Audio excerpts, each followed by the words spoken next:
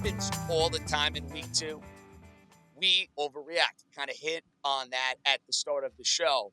From a line perspective, Raheem, what's the week 2 line where you're going through all your prep, all your research, where you like the odds makers, have this one way too overinflated? This is way too much.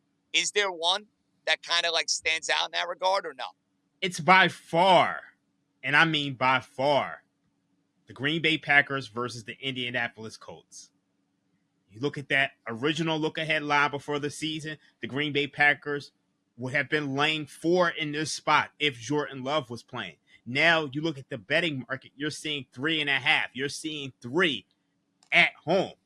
Now, there's a caveat to that because we know Malik Willis is starting. I mean, this guy's only thrown 5 passes in 2023. He started 3 games in 2022. His team went 1-2 in those games. He finished with a 50% completion percentage, throwing 0 touchdowns, 3 interceptions, 234 yards passing. He was 68th in EPA per play and 18th in success rate. This guy can't throw a pass 5 yards. But when you look at that Indianapolis Colts defense, they could be run on. You saw what Joe Mixon did to that team last week, and we know that the Packers coach can put together a decent game plan. Matt LaFleur is one of the best coaches in the game. So even though there's a drop-off from Jordan Love to Malik Willis, that's a little bit too far. You're going to see some sharp and professional money on the Green Bay Packers. House, did you see one that kind of stood out to you? I thought that Jacksonville, favored by 3.5 against Cleveland, was inflated by maybe a full point. I could see 2.5, but I think there is, this reaction to what everybody saw with their own 2 eyes out of Deshaun Watson, where the market and the public just can't believe how bad Deshaun was against Dallas. And, it was a national primetime 4:15 game with Tom Brady on the call. So everybody got to see how disastrously poor Deshaun was. So that line looks to me to be high by about a point. Yeah, and I think you guys are on the total right note on both of those games. The one that kind of stood out to me is that Cincinnati-Kansas City line, which is going to be a marquee game, House, 425 CBS. Remember, they played in a couple of AFC championship games. The Bengals, now, there's 1 or 2 ways to look at this game. The Bengals get off to slow starts. And I know you guys were very alarmed and very concerned with what we saw last week against the New England Patriots. And we'll have to wait and see if T. Higgins is going to be playing alongside Jamar Chase. Bengals have had their 0-2 starts. They also have played historically very well against the Chiefs. They've won in Arrowhead Stadium. They could have won in Arrowhead Stadium when they played the AFC title game there 2 years ago. That kind of leads me to my transition with that Bengal-Chief game. You know Kansas City is going to be a teaser side for everybody, a popular money line parlay for everybody. You saw Baltimore have success moving the ball against the Chiefs. Chief offense is going to be better. I think the Chief defense will be good, but not as good as it was a year ago. Am I crazy to think this is not a terrible buy low spot on Cincinnati grabbing 5.5 for 6 points? Well, the reason it's not terrible is because, there is historical support for the idea of Kansas City and Patrick Mahomes as a favorite in this class of number of points. The problem is there are counter arguments, counter trends. I mean, Joe Burrow has never won in week 2. He's 0-4 in week 2. I don't want to do anything with this game. I mean, I guess if you had to do something, play Kansas City as a money line, put them into a money line parlay. But the truly galling thing, and we talked about this on Monday, was the Cincinnati defense. The defense let New England, one-dimensional New England. There was no scenario under which New England, with its damaged offensive line, was going to try and throw the football, and Cincinnati knew this, and still Cincinnati could not stop the New England run. The New England run game. So I just don't want to have anything to do with this game, but if you have discipline, then you have to take Cincinnati plus the points from that the pros are going to go in that direction. I 100% agree with House on this one. You cannot buy the Kansas City Chiefs at this price. The look ahead number, when you're looking at around 3.5, 4, when you're getting up to about 6, you're paying a premium. And, that's not something that you ever want to do when it comes to NFL betting. But when it comes to that Cincinnati Bengals defense, it's very problematic. I think Isaiah Pacheco could have a big day. It's pretty clear that they're missing DJ Reader on that run defense. And with all the weapons that the Kansas City Chiefs have, and you look at the fact that they're coming off of a Thursday night football game, so they had extra rest. And now you get Hollywood Brown back. I just don't know how the Bengals stop this team. And we actually saw some sharp money take this total from 46.5 all the way up to 48.5. I could see some points in that game. I can. And it's right now under consideration. And here we go again. Me thinking about fading Patrick Mahomes. It usually doesn't go well. I'm just throwing that out there. It usually doesn't go well. Raheem, let's get to your team. The Cowboys, very impressive against Cleveland in week 1. Dominant. Defensively, Deshaun Watson looked like garbage. Offensively, Cowboys were efficient. They found a way to survive the fact that their running game looks drastically different. Now they host the New Orleans Saints. I think we're getting a great number on the Cowboys here. I think New Orleans is a total byproduct of what they did a week ago against that dumpster fire Carolina team. Dennis Allen on the road, Derek Carr on the road.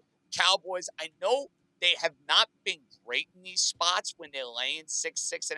I feel like anytime I take the Cowboys in these situations, I'm sweating these games out in the fourth quarter. Maybe I don't have knowledge or statistical data to back that up, but I feel like anytime I lay a big number with the Cowboys, it's usually a sweat for dear life. I think this is a good spot for your team to go and lay the smackdown on the Saints. Where do you stand on that game? This is the single toughest game on the board this week, by far. Let's look at things. Let's look at the fact that all offseason, what did everybody say? Everybody was down on the Dallas Cowboys. Everybody was taking the Dallas Cowboys under 10.5 wins. Everybody was betting on the Cleveland Browns against the Dallas Cowboys. What happens in week 1? They take on the Cleveland Browns, who are missing both of their stars from the offensive line, Jedrick Willis and Jack Conklin. You got Micah Parsons. He absolutely dominates against Deshaun Watson, who appears to be washed. Now, you look at the New Orleans Saints. They beat up on a bad Carolina Panthers team. So we have to determine which team that overperformed in week 1 is for real. And that's very difficult to tell because you come into the season and we thought that the New Orleans Saints was going to have one of the worst offensive lines in the league. Pro Football Focus ranked them with the 31st ranked offensive line. Now, if that offensive line is as bad as people say it is, yes, Michael Parsons and his Dallas Cowboys team should be able to dominate Derek Carr. But if it's not, this line is way too high. And I think you can see an over because I look at it like this. You look at the Dallas Cowboys. What weapons do they have? They have CeeDee Lamb. They don't have a run game. So you're telling me that a team that everybody was out on last week, now everybody wants to buy. So this is a game I'm going to be watching very closely, but I really need to figure out which one of these units is for real because I don't know right now. Interesting. Stay away there. Okay, House. Thoughts on the Saints and the Cowboys? Well, I want to ask Dream, what was the look ahead? Because I feel like it has to be very close to what this number was. I wouldn't be shocked if Dallas was, coming into the season around a 6-point favorite based on, the forecast of these teams and their win totals. What was that look ahead line? It was exactly 6. You hit the nail right on the head. So that makes perfect sense. And in that respect, this line does not feel out of order to me.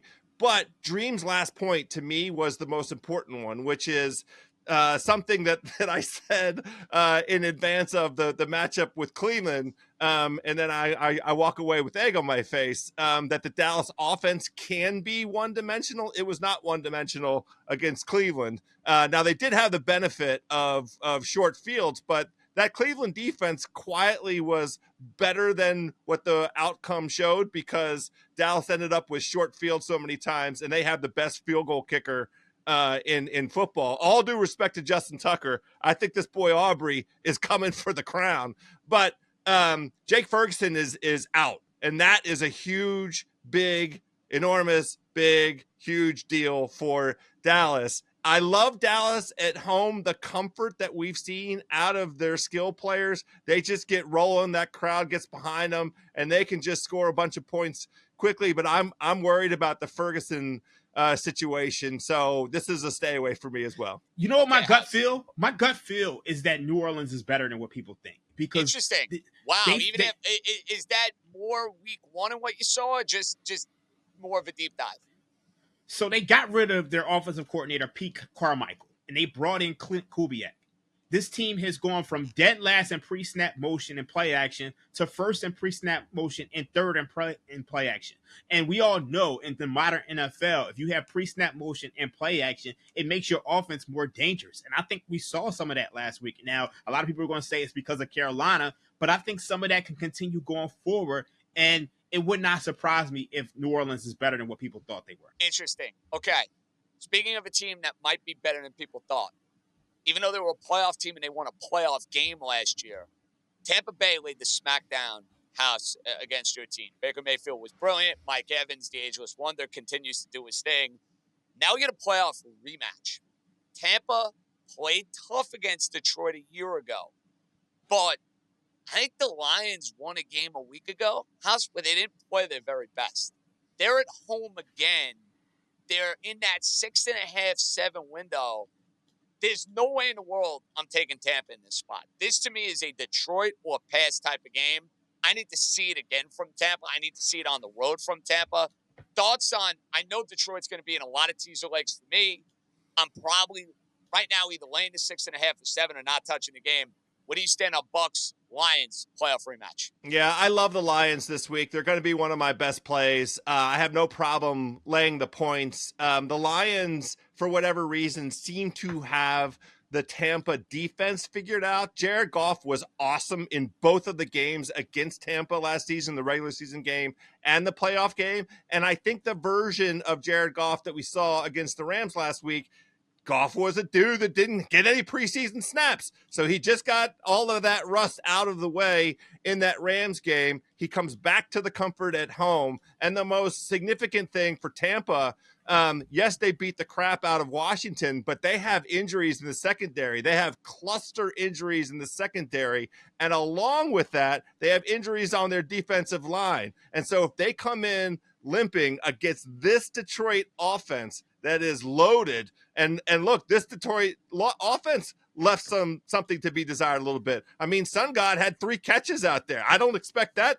to be out there. We were wondering, where is Sam Laporta, until in the second half, Goff finally connected with him. I think Detroit is loaded up here. It's a bad spot for Tampa because of the injury situation. And so I'm going to be all over Detroit every which way. Yeah, I 100% agree with House once again. If you look at the cluster injuries, I mean, it's bad. I mean, they've lost 3 out of their 4 starting cornerbacks. And then they lost their safety in Antoine Winfield Jr. as well. Coming into this season, the defense was supposed to take a step back. Shaq Barrett, Devin White, Carlton Davis, all gone.